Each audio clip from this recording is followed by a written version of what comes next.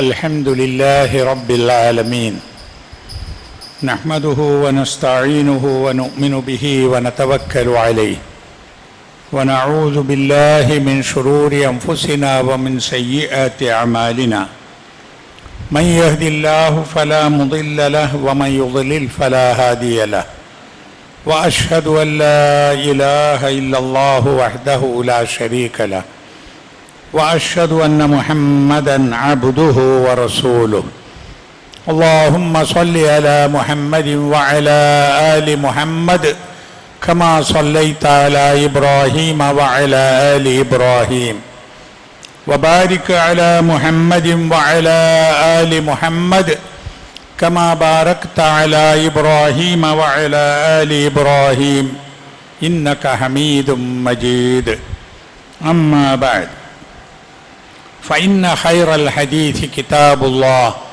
وخير الهدي هدي محمد صلى الله عليه وسلم وشر الأمور محدثاتها فكل محدثة بدعة وكل بدعة ضلالة أعوذ بالله من الشيطان الرجيم بسم الله الرحمن الرحيم يا أيها الذين آمنوا اتقوا الله حق تقاته ولا تموتن إلا وأنتم مسلمون ബഹുമാന്യരായ സത്യവിശ്വാസികളെ, അള്ളാഹുവിൻ്റെ കൽപ്പനകൾ സൂക്ഷിച്ചുകൊണ്ട് തഖ്വയോടുകൂടി ജീവിക്കുവാൻ പരിശ്രമിക്കണമെന്ന് ആദ്യമായി ഉണർത്തുകയാണ്. മുസ്ലിം ലോകം ഹജ്ജിനെ സംബന്ധിച്ച് ആലോചിക്കുകയും അതിനാവശ്യമായ തയ്യാറെടുപ്പുകൾ നടത്തുകയും ഹജ്ജിന് പോകാൻ ഉദ്ദേശിച്ച ഒട്ടേറെ ആളുകൾ മക്കയിൽ എത്തിച്ചേരുകയും ചെയ്ത ഒരു സമയമാണിത്. ഒട്ടേറെ ആളുകൾ ഹജ്ജിന് പുറപ്പെടാനുള്ള ഒരുക്കത്തിലുമാണ്. ഹജ്ജ് നമുക്കറിയാം, മക്കയിലും പരിസര സ്ഥലങ്ങളിലുമാണ് ഹജ്ജിൻ്റെ കർമ്മങ്ങൾ നടക്കുന്നത്. മക്കയുടെ ചരിത്രം, ജനവാസം, സംസ്കാരം എല്ലാം വലിയ നിലയിൽ ആരംഭിക്കുന്നത് മഹാനായ പ്രവാചകൻ ഇബ്രാഹിം നബി അലൈഹിസ്സലാമിൻ്റെ മക്കയിലേക്കുള്ള വരവോടുകൂടിയാണ്. മക്കയുടെ ചരിത്രം ഇബ്രാഹിം നബി അലൈഹിസ്സലാമിൻ്റെയും ഇസ്മായിൽ നബി അലൈഹിസ്സലാമിൻ്റെയും അവരുടെ കുടുംബങ്ങളുടെയും ഒക്കെ ജീവിതവുമായി നിറഞ്ഞു നിൽക്കുന്നതാണ്. പിന്നീട് അന്ത്യപ്രവാചകനായ മുഹമ്മദ് നബി തിരുമേനി സല്ലല്ലാഹു അലൈഹി വസല്ലമയുടെ ജീവിതം, ജനനം, ജീവിതം, പ്രവർത്തനം അതും മക്കയിൽ തന്നെ. അപ്പം അതുകൊണ്ട് ഇബ്രാഹിം നബി അലൈഹിസ്സലാം കൊണ്ടുവന്നിട്ടുള്ള ആദർശവും വിശ്വാസവും ദീനും അത് മുറുകെ പിടിച്ച് ജീവിക്കാനാണ് പിൽക്കാലത്ത് വന്നിട്ടുള്ള എല്ലാ പ്രവാചകന്മാരും അന്ത്യപ്രവാചകനായ മുഹമ്മദ് നബി തിരുമേനി സല്ലല്ലാഹു അലൈഹി വസല്ലമയും പറഞ്ഞിട്ടുള്ളത്. നമ്മൾ മക്കയിലേക്ക് ഹജ്ജിന് പോകുമ്പോൾ, മക്കയിലെത്തുമ്പോൾ മക്കയിലെ ഹജ്ജ് കർമ്മങ്ങൾ നാം മാധ്യമങ്ങളിലൂടെ കാണുമ്പോൾ നമ്മൾ ഇതൊക്കെ അയവിറക്കുന്നതും ഓർക്കുന്നതുമാണ്. ഇബ്രാഹിം നബി അലൈഹിസ്സലാമിൻ്റെ ജീവിതവും ആദർശവും പ്രബോധനവും ഒക്കെ വലിയ സംഭവങ്ങളാണ്. ഖുർആനിൽ ഇബ്രാഹിം നബി അലൈഹിസ്സലാമിൻ്റെ പേര് 69 തവണ വന്നിട്ടുണ്ട്. 69 തവണ 25 സൂറത്തുകളിൽ ഇബ്രാഹിം നബി അലൈഹിസ്സലാമിനെ കുറിച്ച് പറയുന്നുണ്ട്. ഒരു സൂറത്തിൻ്റെ പേര് തന്നെ സൂറത്ത് ഇബ്രാഹിം എന്നാണ്. ഇബ്രാഹിം നബി അലൈഹിസ്സലാമിൻ്റെ പ്രാർത്ഥനകൾ ഏതാണ്ട് 40ഓളം സന്ദർഭങ്ങളിൽ ഇബ്രാഹിം അലൈഹിസ്സലാം നടത്തിയ പ്രാർത്ഥനകൾ ഖുർആനിൽ വന്നിട്ടുണ്ട്. അതിൽ പ്രധാനപ്പെട്ട ചില പ്രാർത്ഥനകളാണ് ഇന്ന് ഞാൻ നിങ്ങളുടെ ശ്രദ്ധയിൽപ്പെടുത്താൻ ഉദ്ദേശിക്കുന്നത്. കാരണം നമ്മുടെ ജീവിതവുമായി ബന്ധപ്പെട്ട ഒരുപാട് പാഠങ്ങൾ ഉൾക്കൊള്ളാനുള്ള പ്രാർത്ഥനകളാണ് അതെല്ലാം. ഇബ്രാഹിം നബി അലൈഹിസ്സലാമിനെ കുറിച്ച് ഖുർആനിൽ വന്ന ഒരു പ്രയോഗം, ഇന്ന ഇബ്രാഹിമ കാന ഉമ്മത്തൻ ഖാനിതൻ ലില്ലാഹ് ഹനീഫൻ വലം യകു മിനൽ മുശ്രിക്കീൻ. തീർച്ചയായും ഇബ്രാഹിം അലൈഹിസ്സലാം കാന ഉമ്മത്തൻ, ഒരു ഉമ്മത്തായിരുന്നു എന്നാണ്. ഇബ്രാഹിം നബി അലൈഹിസ്സലാം ഒരു ഉമ്മത്തായിരുന്നു. ഉമ്മത്ത് എന്നതിന് രണ്ട് തരത്തിൽ അർത്ഥം പറയും. ഒന്ന് ഇമാം എന്ന അർത്ഥത്തിൽ, നേതാവ്. ഇബ്രാഹിം നബി അലൈഹിസ്സലാം ഒരു നേതാവായിരുന്നു. പിൽക്കാലത്ത് വന്ന എല്ലാ പ്രവാചകന്മാർക്കും ഒരു നേതാവായിരുന്നു. അന്ത്യം വരെയുള്ള എല്ലാ മനുഷ്യ സമൂഹത്തിനും ഒരു നേതാവായിരുന്നു. ഉമ്മത്ത് എന്നതിൻ്റെ ഒരർത്ഥം തഫ്സീറുകളിൽ അങ്ങനെ കാണാം. മറ്റൊരർത്ഥം ഉമ്മത്ത് എന്ന് പറഞ്ഞാൽ ഒരു സമൂഹം എന്ന അർത്ഥത്തിൽ, ഒരു സമുദായം എന്ന അർത്ഥത്തിൽ. എന്ന് പറഞ്ഞാൽ ഒരു വ്യക്തിയാണെങ്കിലും ഒരു സമൂഹമെന്ന് പറയാൻ മാത്രം വലിയ നിലക്കുള്ള പ്രവർത്തനങ്ങൾ, സേവനങ്ങൾ ചെയ്ത വലിയ വ്യക്തി എന്ന അർത്ഥത്തിൽ. ഇബ്രാഹിം നബി അലൈഹിസ്സലാമിനെ നമ്മൾ പിന്തുടരണമെന്ന് ഖുർആൻ നമ്മോട് ആവശ്യപ്പെടുന്നുണ്ട്. സുമ്മ ഔഹൈന ഇലൈക അൻ ഇത്തബിഅ മില്ലത ഇബ്രാഹിമ ഹനീഫ വമാ കാന മിനൽ മുശ്രിക്കീൻ. പിന്നെ നിന്നോട് കൽപ്പിച്ചിരിക്കുന്നു ഇബ്രാഹിമിൻ്റെ മില്ലത്ത്, മാർഗം, അത് പിന്തുടരണമെന്ന്. ഋജുമനസ്കനായിക്കൊണ്ട്. ഇബ്രാഹിം മുശ്രിക്കായിരുന്നില്ല, ബഹുദൈവ ആരാധകനായിരുന്നില്ല എന്ന്. അതൊക്കെ കൂടുതൽ വിശദീകരിക്കാനുണ്ട്, പിന്നീടാവാം ഇൻഷാ അല്ലാഹ്. അപ്പൊ ഇബ്രാഹിം നബി അലൈഹിസ്സലാമിന്റെ മില്ലത്ത്, ആ മില്ലത്താണ് നാം പിന്തുടരേണ്ട മില്ലത്ത്. ഇബ്രാഹിം നബി അലൈഹിസ്സലാമിന്റെ മില്ലത്തിനെ, മാർഗത്തെ ആരെങ്കിലും വെറുക്കുന്നുവെങ്കിൽ, ഇഷ്ടപ്പെടുന്നില്ല എങ്കിൽ അവൻ ഒരു വിഡ്ഢിയാണ് എന്ന് ഖുർആൻ പറയുന്നു. വമൻ യർഗബു അൻ മില്ലത്തി ഇബ്രാഹീമ ഇല്ലാ മൻ സഫിഹ നഫ്സഹു വലഖദ് ഇസ്തഫൈനാഹു ഫിദ്ദുനിയ വഇന്നഹു ഫിൽ ആഖിറതി ലമിനസ് സ്വാലിഹീൻ. ഇബ്രാഹിം നബി അലൈഹിസ്സലാമിന്റെ മില്ലത്തിനെ ആരാണ് വെറുക്കുക അല്ലെങ്കിൽ ഇഷ്ടപ്പെടാതിരിക്കുക? സ്വന്തം വിഡ്ഢിയായവനൊഴികെ എന്ന്. അപ്പൊ ഇബ്രാഹിം നബി അലൈഹിസ്സലാമിന്റെ മില്ലത്ത് നല്ലതാണ്, വേണ്ടതാണ്, ഉപകാരപ്രദമാണ്, നമുക്ക് വിജയിക്കുവാൻ അത്യാവശ്യമായതുമാണ്. ഏതെങ്കിലും ആളുകൾ ഇബ്രാഹിം നബി അലൈഹിസ്സലാമിന്റെ ആദർശമോ ഇബ്രാഹിം നബി അലൈഹിസ്സലാമിന്റെ സന്ദേശമോ ഇഷ്ടപ്പെടുന്നില്ല, വെറുക്കുന്നു എങ്കിൽ സ്വന്തത്തെ വിഡ്ഢിയാക്കിയവനാകുന്നു അവൻ എന്ന് നമുക്കിതിൽ നിന്ന് മനസ്സിലാക്കാം. ഇബ്രാഹിം നബി അലൈഹിസ്സലാം ജനിച്ചത് ഇറാഖിൽ, ബാബിലോണിയയിലെ ഊർ എന്ന പ്രദേശത്താണ്. അവിടെയാണ് വളർന്നതും അവിടെയാണ് ദഅവത്ത് ആരംഭിച്ചതും ഒക്കെ ആ പ്രദേശത്താണ്. പിന്നെ അദ്ദേഹത്തിൻ്റെ ജീവിതം മുഴുവൻ യാത്രയായിരുന്നു, യാത്രയോട് യാത്ര. അവിടെ നിന്ന് ഇപ്പോൾ തുർക്കിയുടെ തെക്കു പ്രദേശം ആയിട്ടുള്ള സിറിയയുടെ ഒരു ഭാഗം, അന്നത്തെ ഷാം, അവിടേക്കാണ് പോയത്. അവിടെ നിന്ന് പിന്നീട് വളരെ ദൂരെയുള്ള ഫലസ്തീനിലേക്കാണ് പോയത്. അവിടെ നിന്ന് പിന്നീട് ഈജിപ്തിലേക്കാണ് പോയത്. അവിടെ നിന്ന് മക്കയിലേക്കാണ് പോയത്. ആ മക്കയിലേക്ക് വന്ന് തൻ്റെ ഭാര്യയെയും മകൻ ഇസ്മായിൽ അലൈഹിസ്സലാമിനെയും അവിടെ താമസിപ്പിച്ച് കഅബാലയം പടുത്തുയർത്തി ആളുകൾ മക്കയിലേക്ക് വരാൻ തുടങ്ങി. ഹജ്ജിന് വേണ്ടിയുള്ള വിളംബരമുണ്ടായി. ഈ കാലത്ത് എത്ര യാത്ര ചെയ്തിരിക്കും ഇബ്രാഹിം നബി അലൈഹിസ്സലാം? ചരിത്രകാരന്മാർ ഇബ്രാഹിം നബി അലൈഹിസ്സലാമിൻ്റെ ചരിത്രം ഏത് ചരിത്രമാണ്? 4000 വർഷങ്ങൾക്ക് മുമ്പുള്ള ചരിത്രമാണ്. അപ്പൊ ആ ചരിത്രം എന്ന് പറയുന്നത് ഖുർആനിലും മറ്റ് വേദപുസ്തകങ്ങളിലും വന്നിട്ടുള്ളത് മാത്രമേ 100% നമുക്ക് വിശ്വസിക്കാനും പറയാനും പറ്റുള്ളൂ. ഖുർആനിൽ ഇബ്രാഹിം നബി അലൈഹി ഇസ്ലാമിൻ്റെ ചരിത്രമുണ്ട്, തൗറാത്തിലും ഇഞ്ചീലിലുമുണ്ട്. ഇപ്പോൾ തൗറാത്ത്, ഇഞ്ചീൽ എന്ന് അവകാശപ്പെടുന്ന ക്രിസ്ത്യാനികളുടെയും യഹൂദന്മാരുടെയും ബൈബിളിലുണ്ട്. അതിൽ അബ്രഹാം പ്രവാചകൻ എന്ന് പറയുന്നത് ഈ ഇബ്രാഹിം നബിയെ കുറിച്ചാണ് എന്ന് ചരിത്രം നോക്കിയാൽ മനസ്സിലാവുന്നതാണ്. പിന്നെ ഗവേഷകന്മാരും ചരിത്രകാരന്മാരുമൊക്കെ ചരിത്രം രേഖപ്പെടുത്തിയിട്ടുണ്ട്.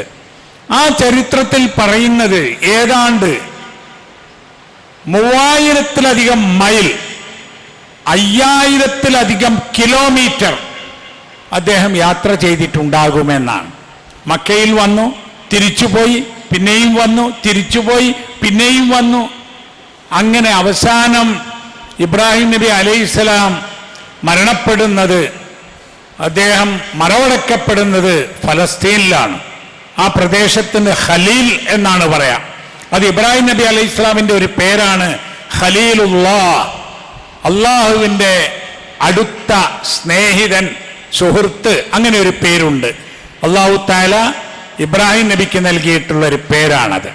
അപ്പൊ ഈ കാലഘട്ടത്തിനിടക്ക് ജീവിതം എത്ര കാലമാണ് ജീവിച്ചത്? 175 വർഷം ഇബ്രാഹിം അലൈഹി ഇസ്ലാം ജീവിച്ചിട്ടുണ്ട് എന്നാണ് ചില തഫ്സീറുകളിലും ചരിത്ര പുസ്തകത്തിലും ഉള്ളത്. ഈ കാലത്തിനിടയിലുള്ള നിരന്തരമായ യാത്രയിൽ 5000-ലധികം കിലോമീറ്ററുകൾ എങ്ങനെയാ പോയത്? നടന്ന് അധികവും. ചില സ്ഥലങ്ങളിൽ ചില മൃഗങ്ങളുടെ പുറത്ത് കയറിയും. വേറെ ഒന്നുമില്ലല്ലോ, വാഹനങ്ങളായിട്ടൊന്നുമില്ലല്ലോ, ബസ്സും കാറും കപ്പലും ഫ്ലൈറ്റും ഒന്നും ഈ പറഞ്ഞ പ്രദേശങ്ങളിൽ യാത്ര ചെയ്യാനില്ലല്ലോ അന്ന്. അപ്പോൾ ഒരു ത്യാഗമായിരുന്നു ആ ജീവിതം. ഇബ്രാഹിം നബി അലൈഹിസ്സലാം മക്കയിൽ വന്ന് കഅബാലയം പടുത്തുയർത്തിയ ശേഷം ചെയ്ത പ്രാർത്ഥന അതിങ്ങനെയാണ്: വൈദി യർഫഉ ഇബ്രാഹീമുൽ ഖവാഇദ മിനൽ ബൈത്തി വ ഇസ്മാഈലു റബ്ബനാ തഖബ്ബൽ മിന്നാ ഇന്നക അൻതസ് സമീഉൽ അലീം റബ്ബനാ വജഅൽനാ മുസ്ലിമൈനി ലക വമിൻ ദുർരിയ്യതിനാ ഉമ്മത്തൻ മുസ്ലിമത്തൻ ലക്. ഇത് സൂറത്തുൽ ബഖറയിലെ 127-28 ആയത്തുകളാണ്. ഇതിൽ പറയുന്നത് വൈദി യർഫഉ ഇബ്രാഹീമുൽ ഖവാഇദ മിനൽ ബൈത്തി വ ഇസ്മാഈൽ, ഇബ്രാഹിം നബി അലൈഹിസ്സലാമും ഇസ്മായിൽ അലൈഹിസ്സലാമും കൂടി കഅബാലയം പടുത്തുയർത്തിയ ആ സന്ദർഭം ഓർക്കുക. അങ്ങനെ പടുത്തുയർത്തിയ ശേഷം അവർ പ്രാർത്ഥിക്കുകയാണ്: റബ്ബനാ തഖബ്ബൽ മിന്നാ ഇന്നക അൻതസ് സമീഉൽ അലീം. റബ്ബനാ, ഞങ്ങളുടെ നാഥ, ഞങ്ങളിൽ നിന്ന് ഇത് സ്വീകരിക്കണമേ, നീ എല്ലാം കേൾക്കുന്നവനും എല്ലാം അറിയുന്നവനുമാണല്ലോ.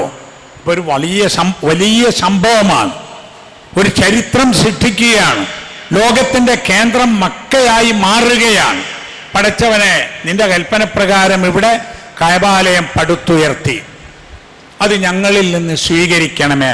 ഏതൊരു നല്ല കാര്യം ചെയ്താലും ആ നല്ല കാര്യം സ്വീകരിക്കാൻ വേണ്ടി അള്ളാഹുവിനോട് പ്രാർത്ഥിക്കുക എന്നത് അനിവാര്യമായ ഒരു കാര്യമാണ്.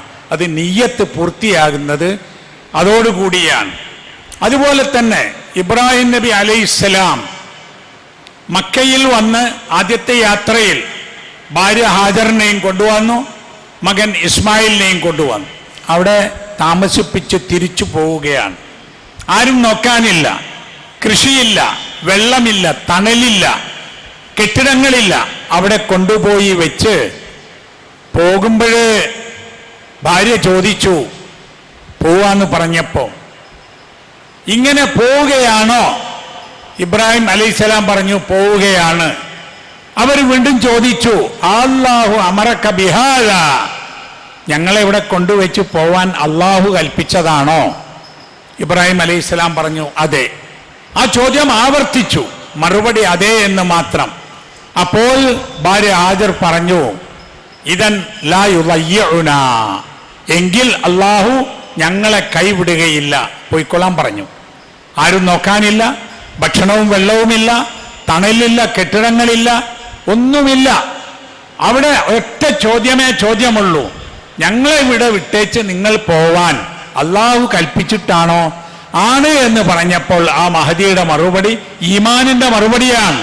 അള്ളാഹിന്റെ കൽപ്പനയാണോ? അള്ളാഹ് നോക്കിക്കൊള്ളും, ഒരു പ്രശ്നവും ഇല്ല എന്നാണ്.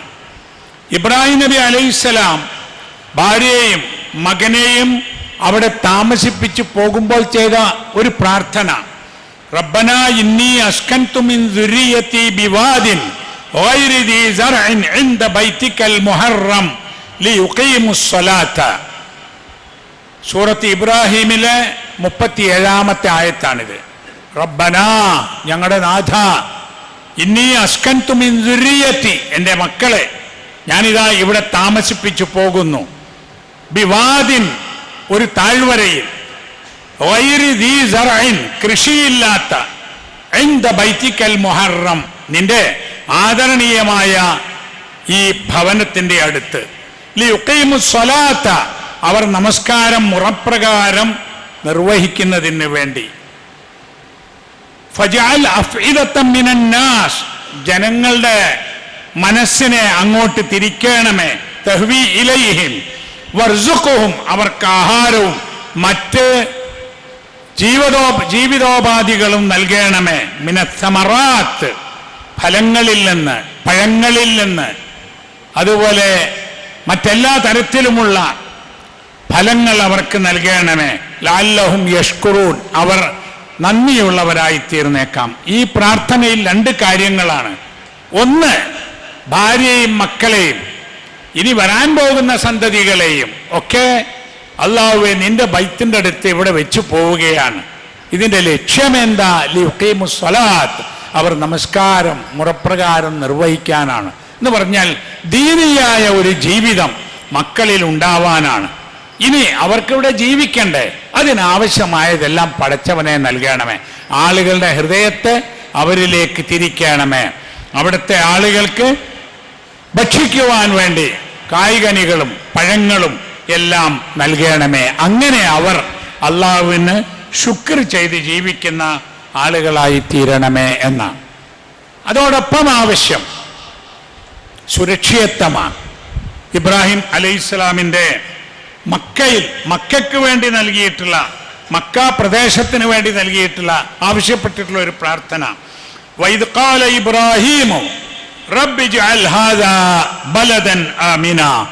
ഇബ്രാഹിം അലൈഹിസ്സലാം പറഞ്ഞ സന്ദർഭം, അതായത് പ്രാർത്ഥിച്ച സന്ദർഭം, റബ്ബി ഇജ്അൽ ഹാദാ ബലദൻ ആമിന, റബ്ബേ ഇതിനെ ഒരു സുരക്ഷിത പ്രദേശമാക്കണമേ, അമ്നുള്ള പ്രദേശം, സുരക്ഷിതത്വമുള്ള പ്രദേശം. വർസുഖ് അഹ്ലഹു മിനസ് സമറാത്ത്, ആ നാട്ടുകാർക്ക് ഫലങ്ങൾ പഴങ്ങൾ എല്ലാം നൽകണമേ. മൻ ആമന മിൻഹും ബില്ലാഹി വൽ യൗമിൽ ആഖിർ, അവരിൽ നിന്ന് അല്ലാഹുവിലും അന്ത്യദിനത്തിലും വിശ്വസിക്കുന്ന ആളുകൾക്ക്. ഇബ്രാഹിം അലൈഹിസ്സലാം ദുആ ചെയ്തത്, പടച്ചവനെ ഈ നാട് സുരക്ഷിതത്വമുള്ള നാടാക്കണം, ഇവിടത്തെ അല്ലാഹുവിലും അന്ത്യദിനത്തിലും വിശ്വസിച്ച ആളുകൾക്ക് തിന്നാൻ പഴവർഗ്ഗങ്ങൾ ഫലങ്ങൾ എല്ലാം നൽകണമേ എന്ന്. അപ്പൊ അല്ലാഹു അതിലൊരു തിരുത്ത് പറഞ്ഞു. എന്താ അറിയോ? വമൻ കഫറ, ഖാല വമൻ കഫറ, അങ്ങനെയല്ല പ്രാർത്ഥിക്കേണ്ടത്. വമൻ കഫറ, അല്ലാഹു തആല സത്യനിഷേധികൾക്കും നൽകും, സുരക്ഷിതത്വം നൽകും, ഭക്ഷണം നൽകും, സമാധാനം നൽകും, ഫലങ്ങളും പഴങ്ങളും നൽകും. അതാണ് റഹ്മാനായ അള്ളാഹുവിൻ്റെ തീരുമാനം. പിന്നെ പറഞ്ഞു, അങ്ങനത്തെ ആളുകളെ ഫഉമത്തിഹു ഖലീലൻ സുമ്മ അൽതറുഹു,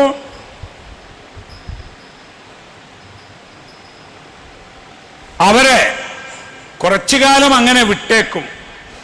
അങ്ങനെ വിട്ട ശേഷം അല്ലാഹു സുബ്ഹാനഹു വ തആല അവരെ പിടികൂടും. ഇലാ അദാബിന്നാരി വബിഇസൽ മസീർ, നരകശിക്ഷയിലേക്ക്. അത് ദുനിയാവിൽ എല്ലാവർക്കും അല്ലാഹു എല്ലാ അനുഗ്രഹവും ചൊരിയും.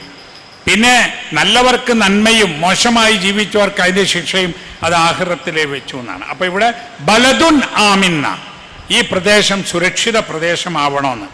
ഇത് തന്നെ മറ്റൊരു പ്രാർത്ഥനയിൽ വന്നു. ഇത് ഖാല ഇബ്രാഹീമു റബ്ബി ഇജ്അൽ ഹാദൽ ബലദ ആമിന, പടച്ചവനെ ഈ നാടിനെ സുരക്ഷിതമായ പ്രദേശമാക്കണമേ. വജുനുബ്നി വബനിയ അൻ അബ്ദൽ അസ്നാം, എന്നെയും എൻ്റെ മക്കളെയും വിഗ്രഹാരാധന നടത്തുന്നതിൽ നിന്ന് നീ തടയണമേ എന്ന് പറഞ്ഞാൽ തൗഹീദുള്ള ഏകദൈവ ആരാധന നടത്തുന്ന ആളുകളിൽ ഞങ്ങളെ ഉൾപ്പെടുത്തണമേ എന്ന്. അപ്പം ഇത് ഈ 2 പ്രാർത്ഥനകൾ, ഒന്ന്, ഇവിടെ എൻ്റെ മക്കളെ നിന്റെ ഭവനത്തിൻ്റെ അടുത്ത് സംരക്ഷിച്ചു പോവുകയാണ്, അവരിലേക്ക് ആളുകൾ അടുത്തു വരണം, അവർക്ക് ഭക്ഷണം കിട്ടണം. പിന്നെ അടുത്തത് ഈ നാട് തന്നെ സുരക്ഷിത മേഖല ആയിരിക്കുകയും ചെയ്യണം എന്നതാണ്. ഇബ്രാഹിം നബി അലൈഹിസ്സലാമിന് അബുൽ അംബിയ എന്നൊരു പേരുണ്ട്, പ്രവാചകന്മാരുടെ പിതാവ് എന്ന്. അങ്ങനെ പേര് വരാനുള്ള കാരണം ഇബ്രാഹിം നബി അലൈഹിസ്സലാമിൻ്റെ ശേഷം വന്നിട്ടുള്ള പ്രവാചകന്മാർ, ധാരാളം പ്രവാചകന്മാർ ഇബ്രാഹിം അലൈഹിസ്സലാമിൻ്റെ വംശപരമ്പരയിലാണ് വരുന്നത്. ഇസ്ഹാഖ് അലൈഹിസ്സലാം, യാക്കൂബ് അലൈഹിസ്സലാം, യൂസുഫ്, ദാവൂദ്, സുലൈമാൻ, അയ്യൂബ്, സക്കരിയ, യഹ്യ, ഈസ, മൂസ അലൈഹിമുസ്സലാം, ഇവരൊക്കെ ആ വംശത്തിൽ വരുന്നു. അവസാനം ഈ ഇസ്മായിൽ നബി അലൈഹിസ്സലാമിൻ്റെ, ഇബ്രാഹിം നബി അലൈഹിസ്സലാമിൻ്റെ ഇസ്ഹാഖ് വംശപരമ്പരയും അതിലാണ് ബനി ഇസ്രായേൽ. യാക്കൂബ് നബിയുടെ മറ്റൊരു പേരാണ് ഇസ്രായേൽ എന്നത്. പിന്നെ ഒന്ന് ഇസ്മായിൽ അലൈഹിസ്സലാമിൻ്റെ വംശപരമ്പരയിലാണ് മുഹമ്മദ് നബി തിരുമേനി സല്ലല്ലാഹു അലൈഹി വസല്ലം വരുന്നത്. അതുകൊണ്ടാണ് ഇത്രയും പ്രവാചകന്മാർ ആ ഒരു പ്രവാചകന്റെ പരമ്പരയിൽ വരുന്നത് കൊണ്ടാണ് ഇബ്രാഹിം അലൈഹിസ്സലാമിനെ കുറിച്ച് അബുൽ അംബിയ, പ്രവാചകന്മാരുടെ പിതാവ് എന്ന് അറിയപ്പെടുന്നത്. ഏതായാലും ഇബ്രാഹിം നബി അലൈഹിസ്സലാമിൻ്റെ ജീവിതവും ആദർശവും ത്യാഗവും ചരിത്രവും പ്രാർത്ഥനയും ഒക്കെ മനസ്സിലാക്കുവാൻ ഉള്ള ഒരവസരമാണ് ഈ ഹജ്ജിൻ്റെ കാലം എന്നതുകൊണ്ട് അത് പ്രത്യേകം ശ്രദ്ധിക്കുക. അല്ലാഹു തആല നമ്മെ എല്ലാവരെയും അനുഗ്രഹിക്കുമാറാവട്ടെ.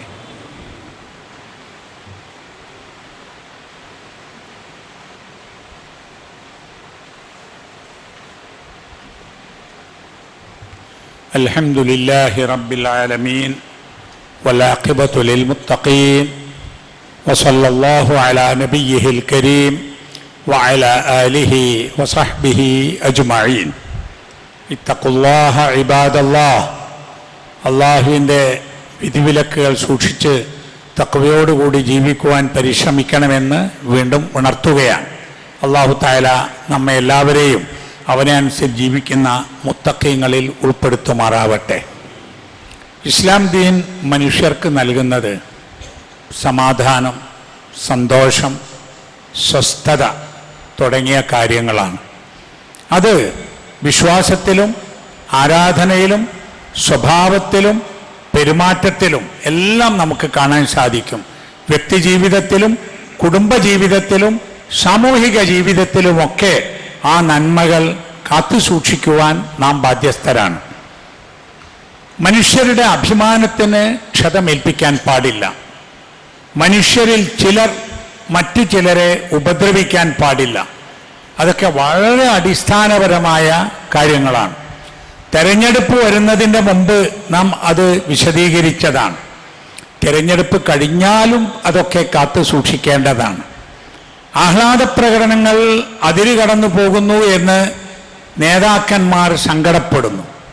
അനുയായികളോട് അങ്ങനെ പാടില്ല, അത് ശ്രദ്ധിക്കണം എന്ന് പറഞ്ഞുകൊണ്ടേയിരിക്കുന്നു. പക്ഷേ ഏത് നേതാക്കൾക്ക് വേണ്ടി കഠിനാധ്വാനം ചെയ്തോ ആ സാധാരണ പ്രവർത്തകർ ഈ സന്ദർഭങ്ങളിൽ ആ നേതാക്കളുടെ ഉപദേശം ശ്രദ്ധിക്കാതെ ആളുകൾ ചിലരെ പരിഹസിക്കുന്നു, ചിലരെ ഉപദ്രവിക്കുന്നു, ചിലരെ വളരെ മോശമായ വാക്കുകൾ ഉപയോഗിച്ച് പ്രചാരണം നടത്തുന്നു. ഉറപ്പാണല്ലോ തെരഞ്ഞെടുപ്പ് കക്ഷികൾ തമ്മിലായിരിക്കും, അല്ലെങ്കിൽ വ്യക്തികൾ തമ്മിലായിരിക്കും. 2, 3, 4, 10 ഒക്കെ സ്ഥാനാർത്ഥികൾ ഉണ്ടാകും. ഒരാൾ ജയിക്കും. ആ ജയിക്കുന്ന ആൾ എല്ലാവരുടെയും പ്രതിനിധിയാണ് നിയമനിർമ്മാണ സഭയിൽ. അയാൾക്ക് വോട്ട് ചെയ്ത ആളുകളുടെ മാത്രം പ്രതിനിധിയല്ല, എല്ലാവരുടെയും പ്രതിനിധിയാണ്. അതുകൊണ്ട് ജയിച്ചു ഭരണത്തിലെത്തുന്ന ആളുകൾ അവരുടെ നാടിന് വേണ്ടി പ്രവർത്തിക്കേണ്ടതാണ്. അതുപോലെ തന്നെ പരാജയപ്പെട്ട ആളുകൾ, അതും ജനാധിപത്യത്തിൻ്റെ ഒരു ഭാഗമാണല്ലോ, അനിവാര്യതയുമാണ്. ഒരാൾ പരാജയപ്പെട്ടാൽ അയാളെ ഇടിച്ച് തകർക്കേണ്ടതില്ല, അയാളെ പരിഹസിക്കേണ്ടതില്ല, അയാളുടെ അഭിമാനത്തിന് ക്ഷതമേൽപ്പിക്കേണ്ടതില്ല. അത് ജനാധിപത്യത്തിൻ്റെ ഉയർന്ന വിചാരമെത്തിയ ആളുകളൊക്കെ ആദ്യം ചെയ്യുക എന്താണെന്നറിയാം? പരാജയപ്പെട്ട സ്ഥാനാർത്ഥി വിജയിച്ച സ്ഥാനാർത്ഥിക്ക് ഫോൺ ചെയ്യും, അഭിനന്ദനം അറിയിക്കും, പോയി കാണും, അവർക്ക് വേണ്ടി ആശംസകൾ അറിയിക്കും. അതാണ് നിലവാരമുള്ള ഒരു സമൂഹം ചെയ്യേണ്ടത്. പക്ഷേ നാം പലപ്പോഴും നിലവാരത്തിൽ നിന്ന് താഴോട്ട് പോകുന്ന അവസ്ഥ കാണുന്നു. പ്രാദേശികമായി നോക്കിയാൽ ആര് തമ്മിലാണ് കലഹം? ഒരേ വീട്ടിലെ ജ്യേഷ്ഠനും അനുജനും തമ്മിൽ,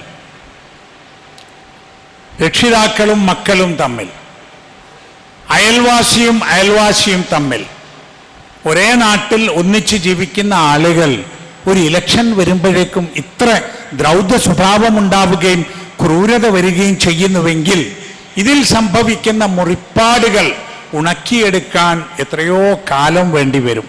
അതുകൊണ്ട് ജയിച്ചവർ സന്തോഷിച്ചുകൊള്ളൂ, തോറ്റവർ സമാധാനിച്ചുകൊള്ളൂ. ഇനി ജയിക്കാൻ വേണ്ടി ഇപ്പോഴേ പണിയെടുത്തുകൊള്ളൂ. നമ്മൾ ഒരു നാട്ടുകാരാണ്, നമ്മൾ ഒരു കുടുംബക്കാരാണ്, നമ്മൾ ഒരു പ്രദേശത്തുള്ളവരാണ് എന്ന നിലക്ക് സാഹോദര്യം നിലനിർത്തി ജനാധിപത്യത്തിൻ്റെയും മതേതരത്വത്തിൻ്റെയും മഹത്വങ്ങൾ അംഗീകരിച്ച് ന്യായവും നീതിയും മുറുകെ പിടിച്ച് മുന്നോട്ട് പോകണം. അല്ലാഹു തആല നമ്മെ എല്ലാവരെയും അനുഗ്രഹിക്കുമാറാവട്ടെ. റഹ്മാനായ അള്ളാഹുവെ, ഞങ്ങളിൽ നിന്ന് വന്നു പോകുന്ന പോരായ്മകൾ, പിഴവുകൾ, കുറവുകൾ നീ ഞങ്ങൾക്ക് മാപ്പാക്കി തരണമേ. ഞങ്ങളിൽ നിന്ന് മരണപ്പെട്ടു പോയ ആളുകൾക്ക് മഗ്ഫിറത്ത് നൽകി അനുഗ്രഹിക്കണമേ. രോഗങ്ങൾ കൊണ്ട് കഷ്ടപ്പെടുന്നവരുടെ രോഗങ്ങളും പ്രയാസങ്ങളും തീർത്തു തരണമേ. ശാരീരികവും മാനസികവും സാമ്പത്തികവുമായ ക്ലേശങ്ങൾ അനുഭവിക്കുന്നവരുടെ എല്ലാ പ്രയാസങ്ങളെയും അള്ളാഹുവെ ദൂരീകരിച്ച് തരണമേ. ഇസ്ലാമും മുസ്ലിം സമൂഹവും അനുഭവിക്കുന്ന പ്രയാസങ്ങളും പീഡനങ്ങളും തരണം ചെയ്യാനുള്ള കഴിവും ഈമാനും കരുത്തും നൽകി ഈ സമൂഹത്തെ അനുഗ്രഹിക്കണമേ. ഈ ലോകത്ത് ജീവിക്കുന്ന എല്ലാ മനുഷ്യർക്കും ശാന്തിയോടും സമാധാനത്തോടും കൂടി ജീവിക്കുവാനുള്ള അനുഗ്രഹം നൽകി അവരെ സഹായിക്കണമേ.